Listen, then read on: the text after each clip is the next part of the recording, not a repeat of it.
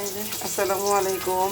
এই যে আজকে মাছ ভাজা খাবে বাচ্চারা, আর আমরা এই যে ইলিশ মাছ খাবো। এই যে সবচেয়ে দিয়ে মেখে নিয়েছি।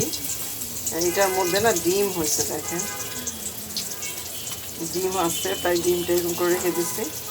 আর এই যে মাছ ভাজতেছে, আরেকটা দিয়ে দিই, পাবদা মাছ।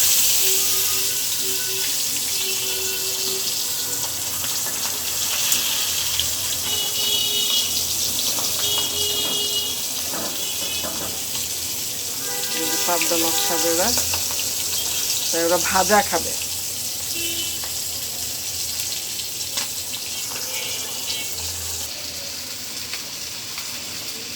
এই যে মাছ ভাজা হয়ে গেছে, আর এখানে হচ্ছে আমার ইলিশ ভাজা, ছোট ইলিশ। এই যে আমি আজকে সরষে ইলিশ রান্না করবো সরষের তেল দিয়ে।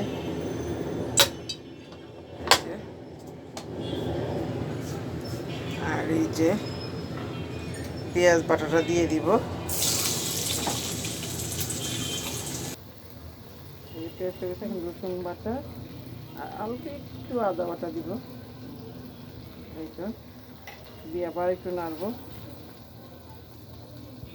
আমি এই যে গুঁড়া মশলাটা আমি একটু পানিতে ভিজিয়ে এরকম করে নিয়েছি। সরষে ইলিশের সময় আমি এইভাবে গুলাই দিই মশলাগুলো সব।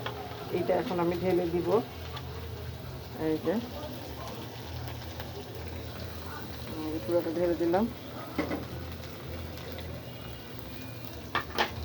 দিয়ে একটু নাড়বো। এই যে একটু ভালো করে কষানোর পরে এখন আমি একটু সরিষা দিয়ে দিব। তো আমার বাসায় সরিষা নাই, সরিষা ইলিশ খেতে চাই, আমি এটা একটু দিয়ে দিব। সরিষা অল্প দিলেই তো হয়, তাও তো খাওয়া হয়, শখের জিনিস। একটু দিয়ে দিলাম,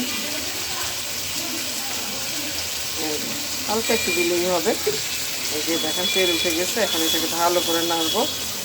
এই যে দেখেন কি আর করার বলেন, সরিষা নাই, তাই এখন এটা দিয়ে ভালো করে কষাবো।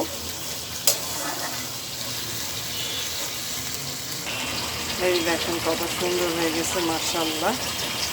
এখন আমি ইলিশ মাছটা দিয়ে দিব, দুইটা ইলিশ।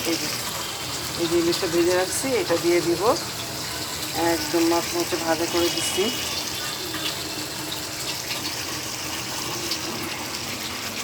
এই যে দেখেন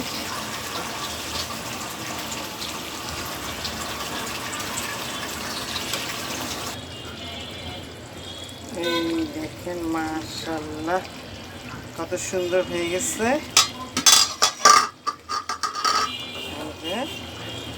আমার সরিষা ইলিশ এই তো হয়ে গেল। এখন আমি কালারফুলের জন্য এই মরিচগুলো একটা করে দিয়ে দিব। এটা স্মেলটা আসলে আরও ভালো লাগবে।